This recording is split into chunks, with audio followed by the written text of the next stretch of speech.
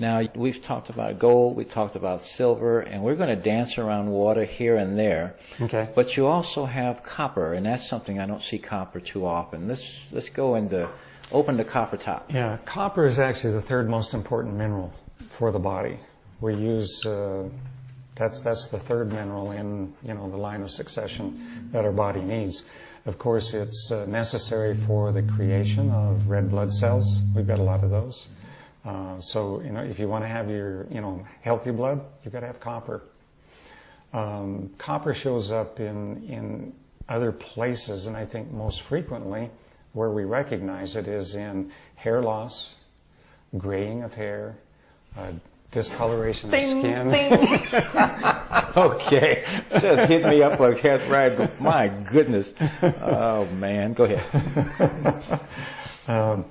So, extremely important mineral.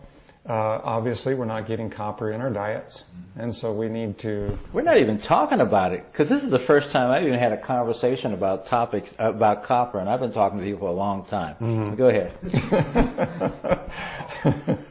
So, yeah, it is frequently something that we're lacking, more so as we grow older for whatever reason. I think, that's true with everything. A lot of that can be gut problem. We're just not assimilating our food. We get the villi in the colon get impacted with fecal material. A lot of older people, they have colons. John Wayne's colon weighed 60 plus pounds, when they did an autopsy on him. So, these are things that if we just understand, what is happening, there are ways, there are modalities that we can take care of these things and prevent these things from happening. But certainly when you have something that's so readily assimilable under the tongue that can get directly into the bloodstream without going through the digestive process, how easy is that? Mm-hmm. Then we know that we can get these things, and certainly copper is something that we should have, maybe not daily, but frequently, 2 or 3 times a week. Certainly, in the beginning, if you have symptoms, graying of hair, that type of thing, probably you can use it daily for a considerable length of time, but it's not something you would necessarily need every day once you get adequate amounts. I think the other thing that was helpful for people to realize is that once these balance states are restored, that they can actually anticipate, as you're talking about, for example, the graying phenomenon. Graying is a result, yes, of some form of imbalance. The other way, another way of describing that is stress. Mm-hmm. Stress is that's showing up in that way is a sign of a result of the stress that is caused by the imbalance itself. Mm-hmm. Yeah. Okay.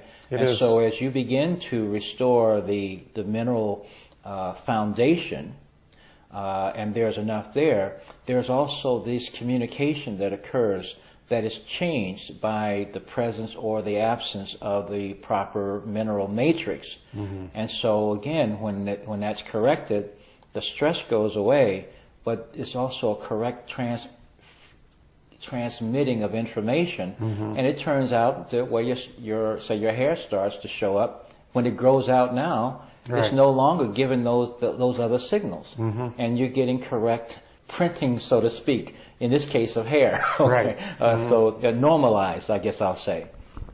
Okay, so I kind of liken it to the light switches in your home. Mm-hmm. If you turn on the bathroom light, it's not going to turn on the kitchen light, and so.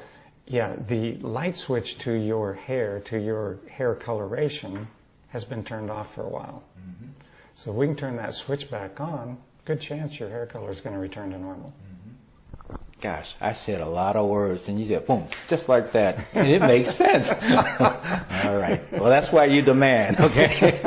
Go ahead.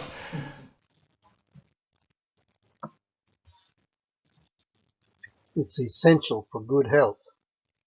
Third most needed mineral in the body, necessary for production of red blood cells, regulates metabolism for normal body weight, it's necessary for energy production, controls the function of vitamins and amino acids, It's a cofactor in 50 different enzymes of bodily functions, necessary for pigmentation of hair and skin, helps prevent premature graying of hair, controls and promotes normal health rhythm, regulates the body temperature when too hot or cold, helps the body heal wounds and fight infections. It's the third most needed mineral in the body.